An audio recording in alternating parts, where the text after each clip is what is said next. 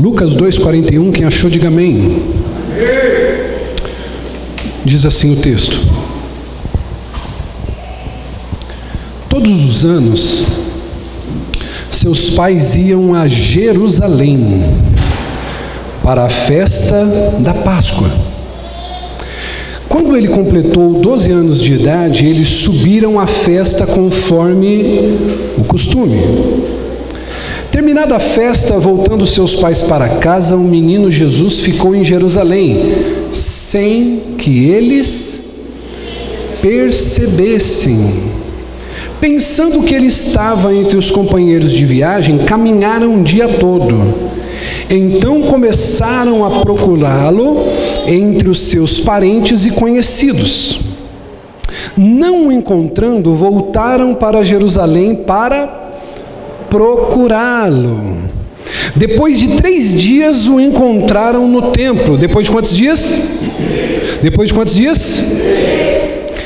Encontraram ele no templo, sentado entre os mestres, ouvindo e fazendo perguntas. Todos os que ouviram ficaram maravilhados com o seu conhecimento, entendimento e com as suas respostas. Quando seus pais viram, ficaram perplexos. Sua mãe disse: filho, por que você fez isto? Seu pai e eu estávamos aflitos à sua procura. E ele perguntou: por que vocês estavam me procurando? Não sabiam que eu devia estar na casa do meu pai? Mas eles não compreenderam o que dizia. Então foi com eles para Nazaré e era-lhes obediente. Sua mãe, porém, guardava todas essas coisas em seu coração. Jesus ia crescendo em sabedoria, estatura e graça diante de Deus e dos homens. E você diga amém. Tome o seu assento, por gentileza. Glória a Deus. Irmãos, nessa noite eu quero falar sobre o tema Ele não está entre nós. Você pode dizer isso bem alto e bem forte? Ele não está entre nós. Esse é o tema de hoje. Eu quero aqui refletir com vocês um pouquinho acerca disso. Esse texto vai nos falar sobre uma prática que os judeus eles tinham de subir a Jerusalém para comemorar uma festa.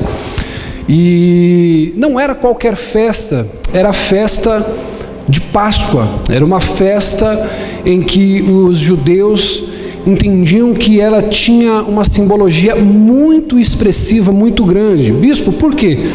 Porque a Páscoa ela é a marca aonde que o Senhor ele tira o povo do Egito, trazendo eles para uma nova terra, para uma nova vida. E ali então eles têm essa promessa feita. Então ali eles têm a prática da Páscoa ou Pessá. A Bíblia então diz que de maneira costumeira os seus pais pegam Jesus, José e Maria, então eles sobem a Jerusalém, eles saem de Nazaré, subindo em sentido Jerusalém, para a festa. E ali eles fazem todas as cerimônias, e a Bíblia vai dizer que então quando eles estão descendo para Nazaré, no meio do caminho, eles se dão conta e eles dizem: perdemos Jesus, aonde está o garoto? E aí então começa aquela aflição, começa aquela disputa para ver quem encontraria, e a gente vai discorrendo aqui sobre o texto e descobrir algumas verdades sobre o que aconteceu. Mas a primeira reflexão que eu quero fazer com você aqui: quem aqui já perdeu seu filho, nem que seja por um período pequenininho? Eu lembro de uma vez que, posso falar isso aqui? Nós fomos para a feira, e quem é pai e mãe aqui de muito filho sabe. Foi eu e mais 2 irmãos com a minha mãe para a feira. E inclusive foi o evangelista. Está aqui minha cunhadinha aqui. E aí por algum momento esse meu irmão ele se perdeu, porque ele é muito comunicativo. Quem conhece o evangelista não sabe disso. Ele parou numa barraca de fruta para conversar com um cara lá. Eu acho que o cara deu uma fruta para ele e a gente começou a ir. Meu amigo, daqui a pouco minha mãe ela ficou branca, ficou amarela, ficou rosa, ficou roxa, ficou verde. Cadê meu filho? E aquele desespero. E ele no mó barato, batendo um papo com o rapaz lá da barraca de frutas lá. E quando achou, ela ficou com o coração mais em paz. Mas em algum momento você já deve ter passado por isso. Eu já passei isso com a Heloísa também, de sair com ela para um shopping ou para algum lugar e ela está numa fase difícil. Eu lembro que ela se escondeu uma vez no meio de uma zarara lá de uma loja e eu fiquei gritando minha esposa e nada de Heloísa. Daqui a pouco ela sai do meio da arara. Eu não sabia se eu matava ela, se eu ressuscitava primeiro do medo que eu tive. Mas aqui nesse contexto é onde a gente vê os pais de Jesus. O coração veio na mão, porque eles perderam Jesus. Só que a gente vai olhando para esse texto e a gente vê que quando eles estão voltando dessa viagem, quando eles estão voltando para casa, depois de caminharem praticamente um dia, eles percebem que Jesus não estava mais com eles. Eles tinham perdido Jesus. Diga comigo, eles perderam Jesus. E eu quero fazer uma reflexão com você nessa noite. Será que em algum momento da sua vida você é responsável por ter perdido Jesus em algum lugar? A primeira coisa que eu quero refletir com vocês aqui essa noite é: José e Maria, eles não sabiam, diácono Gilei, que haviam perdido Jesus. Eles não sabiam. Eles estavam descendo, pastor Leandro, em direção à sua casa, depois da festa, com alegria, com o coração agradecido. Só que no meio do caminho eles se deram conta. O capítulo 2, versículo 41 do texto que a gente leu, você não precisa abrir, diz: todos os anos seus pais iam de Jerusalém para a festa da Páscoa. Quando completou 12 anos de idade, eles subiram à festa conforme costume. Terminada a festa, voltando seus pais para casa, o menino Jesus ficou em Jerusalém, sem que eles percebessem. Então você entrou essa noite hoje aqui para o Espírito Santo te ajudar a responder uma pergunta: será que você tem caminhado em algum momento da sua trajetória, você perdeu Jesus e você não percebeu isso? Será que assim como José e Maria, você está voltando de uma caminhada com Jesus e no meio do caminho você não se deu conta? Você está caminhando, aparentemente está tudo dando certo para você, mas em algum momento da sua trajetória você perdeu Jesus, ele não está mais. Só que a Bíblia vai dizer que José e Maria não sabiam que haviam perdido Jesus. E quando a gente olha para o texto, é fácil, diaconisa Juliana, a gente olhar para José e Maria e criticar eles por ter perdido Jesus. Porque talvez você é um pai dedicado e você pode estar pensando assim: não, mas eu jamais faria isso. Mas agora trazendo para a realidade do âmbito espiritual, será que em algum momento, posso falar isso aqui? Só que é um pouco duro, mas você me permite dizer? Tem pessoas que estão caminhando normalmente e pensando: Jesus está comigo. Só que perderam, ó.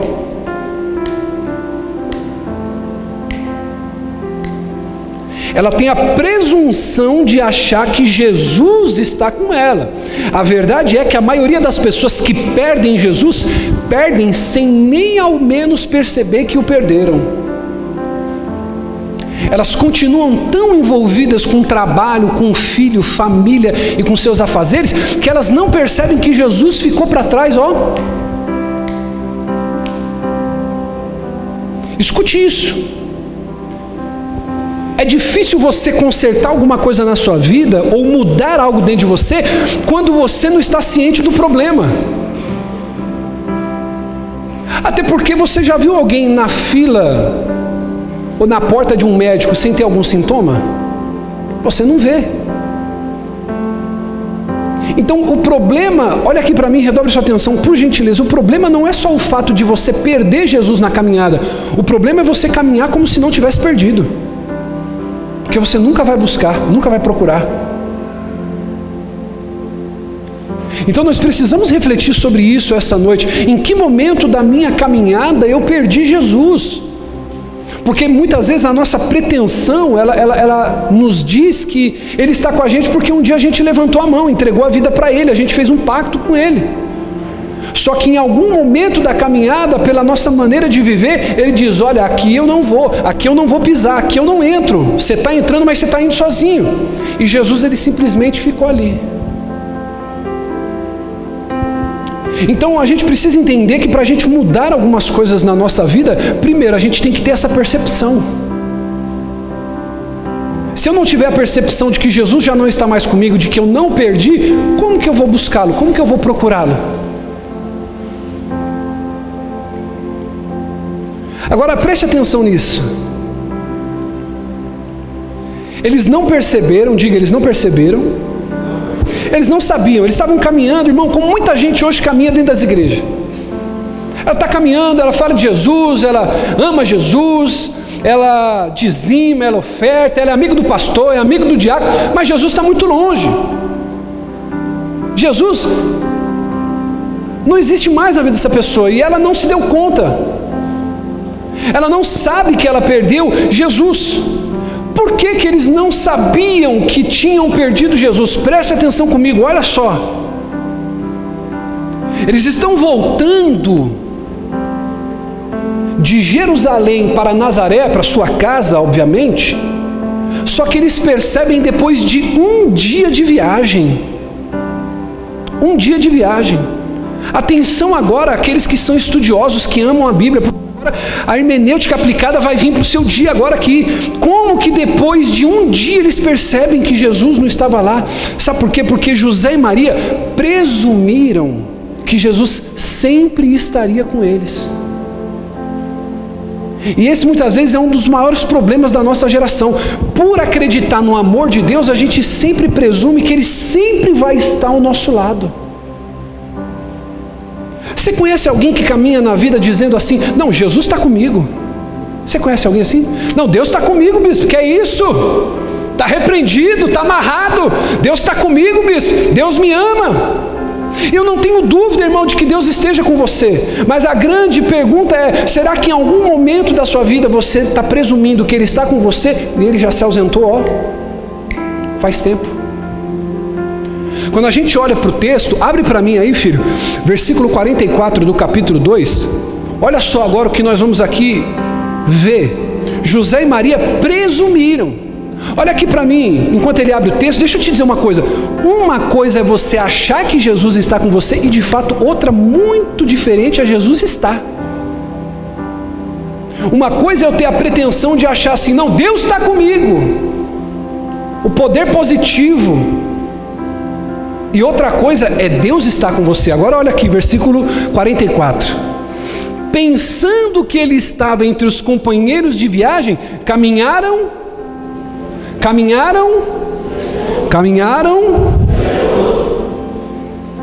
Ou seja, pensando que ele estava lá. Então eles estavam tranquilos na sua caminhada. Bispo, por quê? Porque eles pensavam que Jesus estava lá entre eles, quando na verdade não estava. Então, irmão, tem muita pessoa que pensa que porque ela entrou num relacionamento com Jesus no passado, elas nunca podem perder Jesus no presente. Isso aqui é poderoso. Tem muita pessoa que pensa porque ela entrou num relacionamento, ela aceitou Jesus, ela se firmou numa igreja, só que depois ela mudou a maneira dela de viver. Então ela pensa que porque ela tem um compromisso com Jesus no passado, ela levantou a mão, ela entregou a vida para Jesus, ela não pode perder Jesus no presente, independente de como ela escolhe viver. Até porque você vai ver que quando uma pessoa ela quer advogar a si próprio, ela sempre vai usar aquele texto na Bíblia que diz: não julgueis para que não seja. Mas você sabia que quando Jesus ele vier na sua segunda volta, ele vai julgar as nações com vara de justiça? E a sua igreja julgará as nações? Então a pessoa diz assim: não julgueis para que não seja julgado. Não, tudo bem. E quantos estão caminhando nessa vida pensando: não, Jesus está comigo? Só que em algum momento da sua trajetória, ele não se perdeu, você o perdeu, por presumir que ele estaria com você.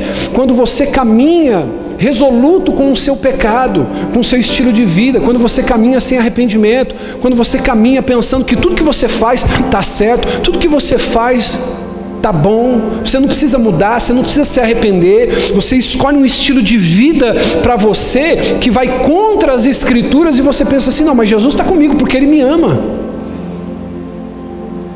Deixa eu dizer uma coisa para você, meu caro. Você sabia que o inferno foi criado para aqueles que desejam viver a vida do jeito que eles querem?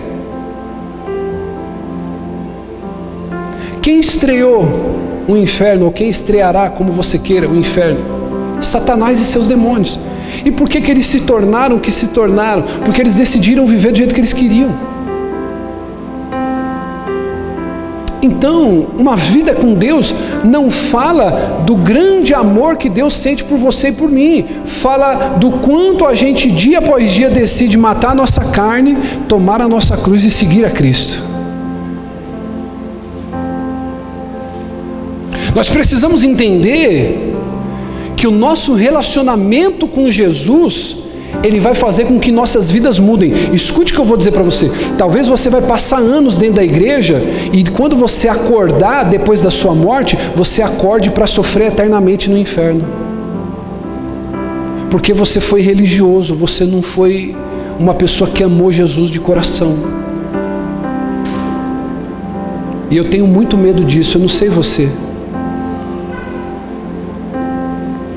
Porque a religião é assim, a religião ela faz as pessoas seguirem dogmas, seguirem doutrinas, seguirem rituais. A religião não te faz seguir Jesus. Por isso que eu acredito no diferencial dessa igreja, dessa comunidade, é te fazer andar com as próprias pernas. Então nós vemos hoje o que? Uma geração de adultos infantilizados. Tem pessoas aqui, posso falar isso aqui? Tem uma pessoa que está presente entre nós, que decidiu permanecer, e uma que saiu da igreja. Porém, ambas eu falei a mesma coisa. Quer que eu te fale? Os dois pegaram Covid. E os dois ficaram tristes porque ninguém mandou mensagem. Eu não sei por que o povo tem com esse negócio de mensagem, irmão. Eles não me mandaram mensagem, bispo. Aí quando eu falo, ninguém acredita. Eu falo, irmão, eu sou pastor da igreja, eu quase morri com uma crise de pedra no rim, eu não recebi uma ligação. Eu sou pastor da igreja. E eu me ofendi com alguém? Eu não me ofendi, porque todo mundo tem conta para pagar, todo mundo está lutando contra o pecado, todo mundo de alguma maneira está buscando se manter firme. E aí eu falei para esse irmão assim, posso falar isso aqui? Fala ou não fala? Vocês estão com sono hoje, né, irmão? Ô bispo, ninguém me mandou mensagem. Eu falei, oh meu Deus. Você ficou tristinho? Eu falei assim, sai da igreja. Aqui não é um lugar bom para você congregar. Ninguém te ama. Aí eu olhei para ele e falei assim, cara, você é um marmanjão já de quase 100 quilos, vira homem, rapaz. Eu falei assim, sabe o que se resume a vida de um homem? Sacrifício. Você que é homem, que está aqui, não vai trabalhar não. Ninguém no meu trabalho mandou mensagem para mim. Ah, posso falar aqui, Ju? Tem dia que você recebe elogio dos seus bolos, sim ou não? Não faz não quando você não receber elogio. Ai, ninguém elogiou o meu trabalho, eu não vou fazer mais bolo não. Eu não vou ser mais o primeiro lugar na empresa porque ninguém falou que eu era um bom vendedor. Olha para quem está do seu lado e diga assim, nesse lugar a gente só vai acreditar que você se converteu se você andar com as próprias pernas. Tem essa, irmão. Tem como num lugar desse todo mundo... Não tem como. A gente precisa aprender a andar com as próprias pernas. Você gera vínculo, irmão, de afinidade, intimidade com poucos. Agora, é engraçado. Posso falar isso aqui? Quando você vai ver o histórico da pessoa, ela não marcou a vida de ninguém. Ninguém se lembrou de mim. É claro, você parecia um vulto no culto, você entrava, saía embora, não pegava nem na mão de ninguém. Agora você quer ver, irmão, quando você sente... É mais fácil você sentir a falta do obreirinho que fica lá na porta, lá do irmãozinho que está ali, do que você sentir às vezes a falta de um pastor, de um líder. Porque aquela pessoa está marcando a tua vida. Toda vez que você vai parar o carro, ô irmão, não para aí não, que o vizinho é meio chato. Ó, para nesse lugar. Ô, visitante, seja bem-vindo. Aqui não tem isso aqui, mas tem uma recepção legal lá na porta para você, sim ou não? Aí você fala, poxa, olha esse irmão, meu. Às vezes ele está cheio de problemas, cheio de coisa para resolver, mas está ali com um sorriso no rosto, está feliz, está dando glória a Deus, está dando aleluia, e ele está ali servindo. E aí essa pessoa é que faz falta. Por quê? Porque ela marcou a vida de alguém. Aí, irmão, eu dei esse discipulado para 2 pessoas. Quantas? Uma olhou e falou assim, bispo, é tudo ou nada, o senhor está certo.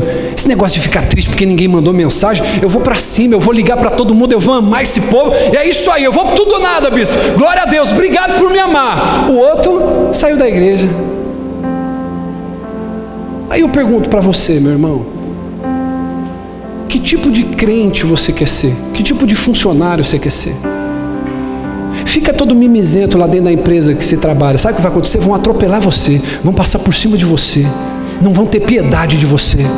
Agora, quando você aprender a ser forte, resiliente, aguentar pancada, aguentador, pode vir um trator passar por cima de você, você vai dizer, eu não vou sair daqui, mas eu vou permanecer firme. Eu quero ver, meu irmão, se as coisas não vão mudar dentro daquele lugar. Tudo vai de um posicionamento. Por isso que Paulo disse para Timóteo, Timóteo, cuida de ti e da doutrina. Eu queria ter um pastor igual Paulo, irmão. Cuida de ti mesmo. Então eu preciso parar para pensar sobre isso. Quando eu cuido de mim mesmo, quando eu cuido da minha maneira de viver, eu fico atento para não perder Jesus no meio do caminho. Então o encontro com Jesus precisa mudar o seu estilo de vida. Abre para mim, filho, 2 Coríntios capítulo 5, versículo 17. Abre na tua Bíblia, se você trouxe. E é o momento agora para você riscar ela e estudar depois em casa. Quando eu tenho um encontro com Jesus, minha vida muda. Quando eu tenho encontro com a religião, eu continuo da mesma maneira. Quando uma pessoa é religiosa, eu vou dizer uma coisa para você, se tem uma coisa que Jesus detestou aqui, Lucas, nessa terra, quando ele andou por aqui, foi religioso. E eu posso falar uma coisa para você, sim ou não? Desculpa aqui a expressão chula que eu vou usar, posso falar? Mas religioso é um pé no saco.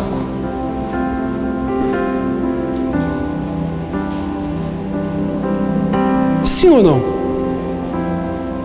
Você vai conversar com uma pessoa que ama Jesus, é diferente. A pessoa, ela está fluindo vida de Deus. Agora você vai falar com um religioso, porque você não foi no culto, porque você não fez, porque você não dizimou, porque olha, você não sei o quê, seu cabelo está curto, hein? Seu cabelo está grande, tem pelo demais na perna, não sei o quê. Olha o que é um relacionamento com Deus. 2 Coríntios 5,17. Portanto, se alguém está em Cristo, é nova criação ou criatura. As coisas antigas já passaram e eis que tudo se fez novo. Então caminhar com Jesus é caminhar em novidade de vida.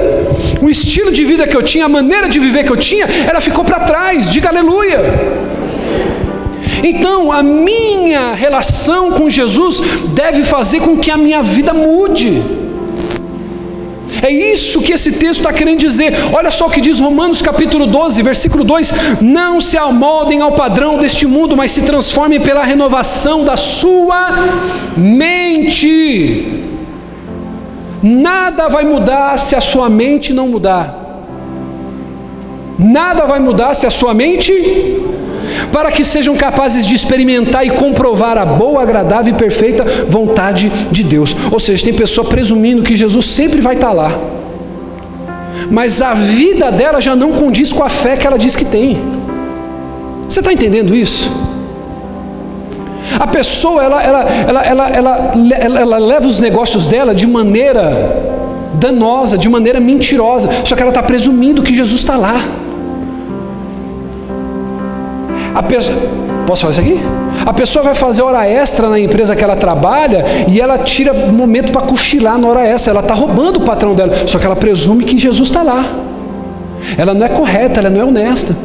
Aquela pessoa, ela vê alguma coisa dando sopa na empresa que ela trabalha, ela leva aquilo para casa, ela está roubando, mas ela presume que Jesus está lá. Jesus está comigo. E aí Paulo vai dizer, não se amoldem ao padrão deste mundo, mas se transformem pela renovação da mente. Quem está em Cristo tem que viver coisas novas. E esse é o problema que o mundo quer te fazer acreditar. Deus te aceita do jeito que você é. Isso é uma grande mentira. Ele te comprou do jeito que você é, mas Ele não aceita que você continue o mesmo. Ele te comprou do jeito que você é, mas Ele não aceita que você viva do mesmo jeito. Existe uma doutrina teológica que precisa com urgência ser ensinada em cima dos nossos altares, que é a doutrina da regeneração. Aquele que é salvo é regenerado. Aquele que é salvo, ele vive uma luta constante para poder fazer o quê? Viver de maneira digna que agrade a Deus. Amém? Agora, pense comigo. Eles presumiram que Jesus estaria lá, sim ou não? Eles pensaram que Jesus estava com eles, mas Jesus não estava lá, eles tinham perdido Jesus.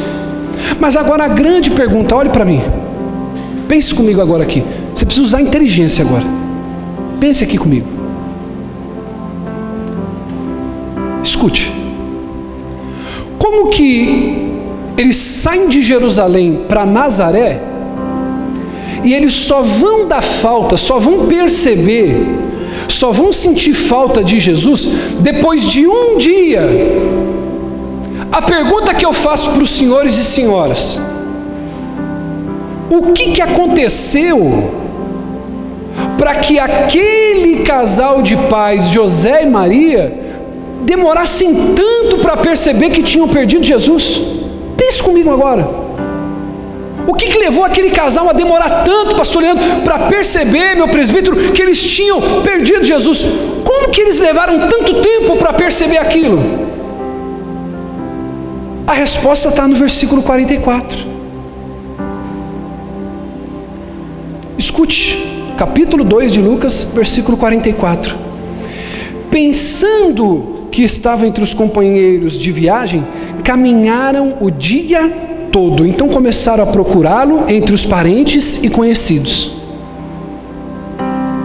Por que eles demoraram tanto para perceber que tinham perdido Jesus? E a resposta é: porque eles estavam distraídos. E aqui vai a palavra mais poderosa dessa noite. Olhe para o teu irmão, por gentileza, e diga para ele, olhando nos olhos deles, por favor, diga para ele assim: o diabo não quer te desviar, ele quer te distrair.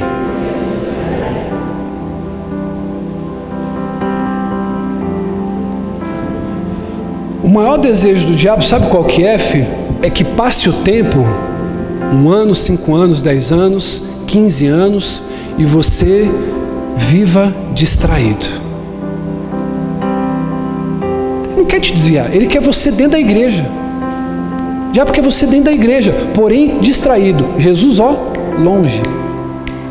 Você caminhando igual um religioso, sem experiência com Jesus. Porque afinal de contas eles demoraram tanto, porque eles estavam distraídos. A Bíblia vai dizer que eles estavam distraídos pelo caminho e com os companheiros de viagem. E aqui são 2 distrações que eu quero aqui discorrer com você nessa noite. Eu já estou caminhando para o encerramento. A primeira coisa, a gente pode permitir que pessoas e circunstâncias em nossas vidas distraiam a nossa caminhada com Jesus. Há um pastor americano que diz que toda vez que o diabo ele quer derrubar você ou te enfraquecer, ele coloca uma pessoa na tua vida. E geralmente pessoas que não nos empurram para o nosso propósito são distrações para a nossa vida. Diga comigo assim, ó: pessoas erradas causam tempos trágicos em nossas vidas. Por isso que eu te ensino aqui que quando você tem percepção de identificar a pessoa errada, você consegue arrebentar e crescer na vida rapidamente. Por quê? Porque você começa a ler pessoas. Você fala: essa pessoa não tem lealdade, não dá para caminhar comigo.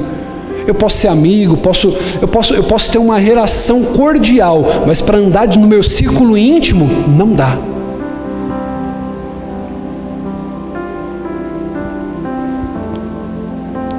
Marcos 4,18 vai falar sobre o semeador que semeia a semente.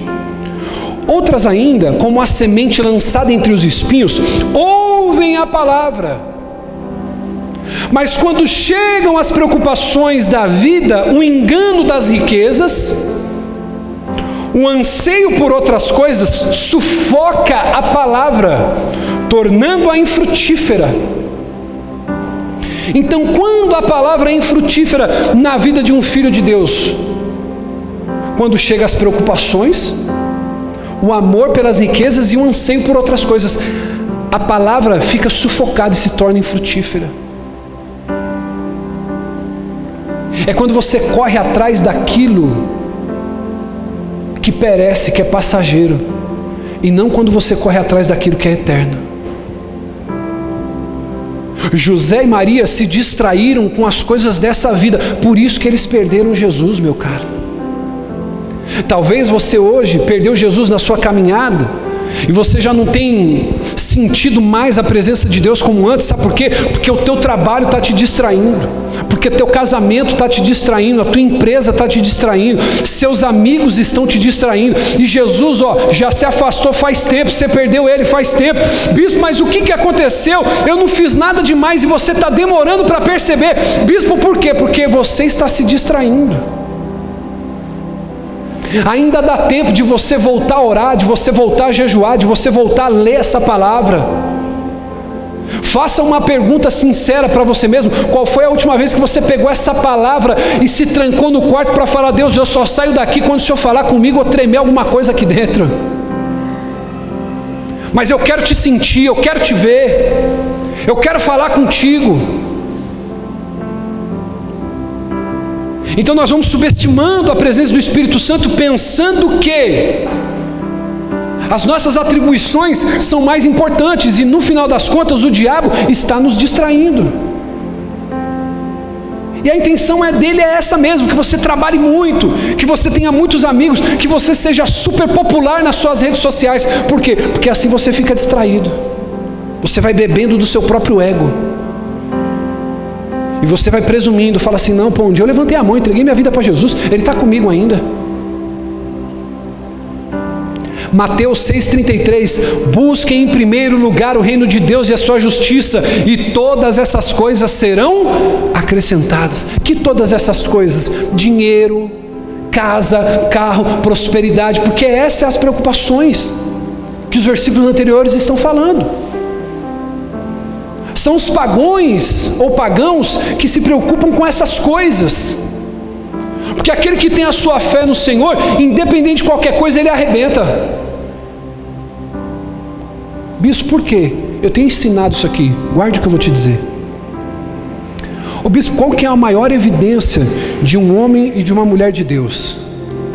Diga comigo assim, faça assim com a mão: equilíbrio.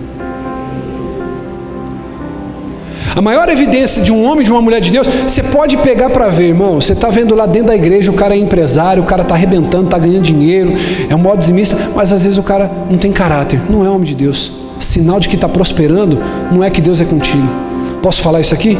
Tem pessoa que está vivendo de migalha que cai do altar. Diga comigo: migalha que cai do altar. Posso falar isso aqui? Sabe quem vive de migalha que cai do altar? É a pessoa que vem para a igreja só atrás de bênção. A pessoa, ela come dos restos que cai da mesa. Tem muita pessoa caminhando assim dentro das igrejas hoje, comendo as migalhas, o resto que cai do altar. Porque se ela se dedicar bastante, ela tiver uma fé, ela vai prosperar, ela vai crescer, ela vai trocar de carro, ela vai fazer hora extra, vai acontecer, Deus vai abençoar. Está vendo o esforço dela? A Bíblia não diz que cai o sol e a chuva sobre o justo e o injusto? Só que tem pessoas que estão vivendo de migalha, estão vivendo das bênçãos que Deus pode dar, estão vivendo de bencinho aqui, de bênção ali. Mas, irmão, a plenitude daquele que busca a Deus, essas pessoas não vivem, porque a palavra do Senhor diz que buscar-me-eis e me achareis quando me buscar de todo o coração. A maior dádiva que Deus tem para dar para um homem não são coisas perecíveis, materiais, mas é o Espírito Santo habitando dentro do coração do homem. E Isso, meu caro, é para quem paga um preço, não é para quem vem para a igreja como protocolo, não é para quem vem para a igreja como uma obrigação, como um compromisso, mas é quem vem para a igreja dizendo assim: Senhor, é minha última chance, é minha última oportunidade, ou é tudo ou é nada, ou o Senhor se manifesta, ou então para mim não serve mais. É assim, irmão, que a nossa fé caminha. É assim que eu ensino o povo dessa igreja. Quando eu estou diante de um problema, eu não penso no plano B, não penso num plano B, porque Deus, quando Ele fez a minha história, Ele nunca conheceu a derrota, Ele não sabe o que é perder uma batalha. Então com Deus é tudo ou nada, irmão. Não tem essa de você ficar pensando: se não der certo, meu Deus, então não vale a pena te servir. Porque se eu estou com a minha vida no altar e tudo que há em mim pertence ao Senhor, não tem como, vai ter que acontecer. Eu sou teu servo, eu estou com a vida totalmente no teu altar. Tem pessoas, irmão, que permitem coisas e pessoas distraírem elas. E tem pessoas que permitem coisas boas distrair a caminhada dela com Jesus. E eu te provo. Lucas 10:38 vai falar sobre a história de duas mulheres. Marta, caminhando Jesus com seus discípulos, chegaram ao povoado, onde uma certa mulher chamada Marta recebeu Jesus em sua casa. Maria, sua irmã, ficou sentada aos pés do Senhor, ouvindo a palavra. Marta, porém, estava ocupada com muitos serviços. E aproximando-se dele, perguntou: Senhor, não te importa que a minha irmã tenha me deixado sozinha com esse serviço? Dize-lhe que me ajude. Respondeu o Senhor Jesus: Marta, Marta, você está preocupada e inquieta com muitas?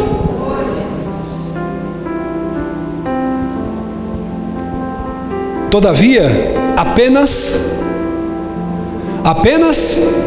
é o que? Maria escolheu a boa parte, e essa... Tem pessoas que estão caminhando na fé, trabalhando muito para Jesus, mas é religioso, porque trabalhar para Ele não quer dizer que você tem relacionamento com Ele.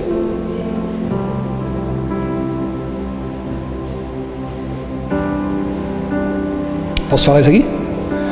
É igual um marido, uma mulher que trabalha demais, se dedica para não faltar nada em casa, mas falta o principal, a presença. Você conhece alguém assim? O cara trabalha demais, a mulher trabalha demais.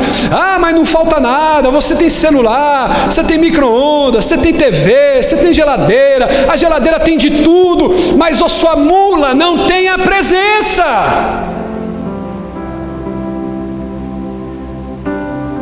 Então do que adianta? É viver de migalha. Sim ou não? Você tem tudo, mas não tem a presença.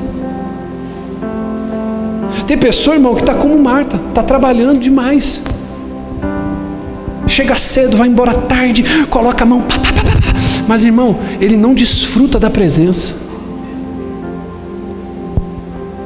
Você pode ter a casa mais bela que for, só que se você não tiver alguém para estar do seu lado, isso não caracteriza uma família. Pode ser uma bela casa, mas não existe uma família. Sim ou não? E aqueles que têm filhos sabem. Eu, antes de ter a Heloísa, a minha casa parecia a casa de novela. Tudo no lugarzinho, tudo arrumadinho, tudo ajeitadinho, tudo bonitinho. Sentava para comer com a minha esposa. Até hoje nós temos esse hábito, e agora tem a minha filha lá. Mas, irmão, a gente batia papo assim, da pizza esfriar. Eu e minha esposa temos essa característica, conversamos muito. Aí, meu irmão, veio a Heloísa. Você limpa, você esfrega. Na casa do Gilei e da Vanessa não é assim não, mas na minha é. Você limpa, você arruma. Daqui a pouco passa 5 minutos, irmão, como é que está a casa? Como é que está a casa? Você que é pai e mãe, como é que fica a casa? Agora deixa teu filho 2 dias longe para ver. Você fala assim: essa casa está arrumada demais, está repreendido isso aqui, irmão. Você fica incomodado, sim ou não? É igual a mulher que fica reclamando do marido. Lá em casa eu sou muito chato, então eu não dou muito com a toalha molhada, essas coisas. mas é igual um marido que é meio relaxado, a mulher tem toda hora que ficar no pé, chamando a atenção, isso aqui. É isso que faz ter vida dentro da tua casa, minha filha. Para de ficar igual aquelas neuróticas da Veja lá, que não é que fica passando em tudo. O que faz a sua casa ser casa é as pessoas que estão lá dentro. Quando você chegar no nível dessa perfeição, é porque ninguém aguentou sua chatice e foi todo. Posso falar isso aqui? Sim ou não? Sim ou não? É melhor você ser membro 10, 15, 20, 30 anos e vir aqui para adorar com qualidade do que você se desviar, irmão, procurando trabalhar para Jesus. O bispo, o fardo está pesado, então fica tranquilo, não é a obra de Deus que você está fazendo, é a tua. Pare tudo que você está fazendo. Pare tudo. Porque ele diz assim: o meu fardo é suave, o meu jugo é leve. Se não for assim, é parecido com isso, está lá na Bíblia. Ele diz assim: o meu fardo é leve. Aí diz: o bispo, meu fardo está pesado demais, a vir cantar, bispo, vim ensaiar. O bispo, sim ou não? Não é a obra de Deus que você está fazendo. Então, irmão, para a gente poder encerrar, tem muita gente se distraindo na obra para Deus, não tendo tempo para Deus. Muita gente se distraindo na obra para, não tendo tempo para Deus. Para a gente encerrar, já deu minha hora aqui. Vocês também, hein? Quem me dá mais 5 minutos aí? 5 minutos? 5, 10, 15, 20, 25 de El ali. Escute isso. Jesus não se perdeu. Quem entende isso? Jesus não se perdeu. José e Maria perderam Jesus. Só que eu tenho uma grande novidade aqui. Se segura na cadeira aí para você não cair agora, que isso aqui é poderoso. Se Jesus não se perdeu, foi José e Maria que os perdeu, tem uma grande notícia nessa noite. Bispo, qual é? Ele não está se escondendo, ele pode ser achado. Olha para o teu irmão e diga assim: você não está entendendo, Jesus não está se escondendo. Ah, meu Deus do céu, ele não está se escondendo, irmão. É você que em algum momento pisou fora da faixa, mudou a prioridade, começou a se distrair. Mas eu digo uma coisa para você: se hoje o teu coração estiver disposto a buscar a presença dele, pode ter certeza uma coisa, que ele vai estar assim, ó: ei, meu filho, eu estava esperando esse momento, eu estou doidinho para te abraçar, eu estou como aquele pai que o filho viajou e está morrendo de saudade. Oh, aleluia. Jesus não se perdeu, eu que perdi ele em algum momento do caminho, mas eu te digo, você pode encontrá-lo. Lucas 2, 44, 45 e 46. Abre aí para mim, meu filho. Me ajuda aqui o pessoal do louvor. Vocês já começam a cantar se eu demorar demais, porque pastor é assim, irmão, gosta de falar. Quando é minha hora, já começa a cantar, a igreja vai entender e eu também, que a gente não vai demorar muito culto hoje. Vamos terminar no horário, diga amém. É hora de descer. Esse negócio fica passando muito do horário assim, uma vez ou outra, amém? Eita glória. Lucas 2,44. Bora? Pensando que ele estava entre os companheiros de viagem, caminharam o dia todo. Então começaram. Olha para o teu irmão e diga assim: está pegando aí? Então começaram, entre os parentes e conhecidos, não encontrando, voltaram a Jerusalém para 46. Olha isso aqui é poderoso. Depois de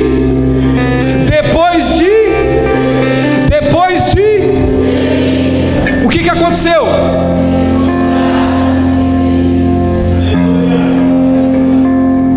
Depois de 3 dias o encontraram no templo, sentado entre os mestres, ouvindo e fazendo pergunta.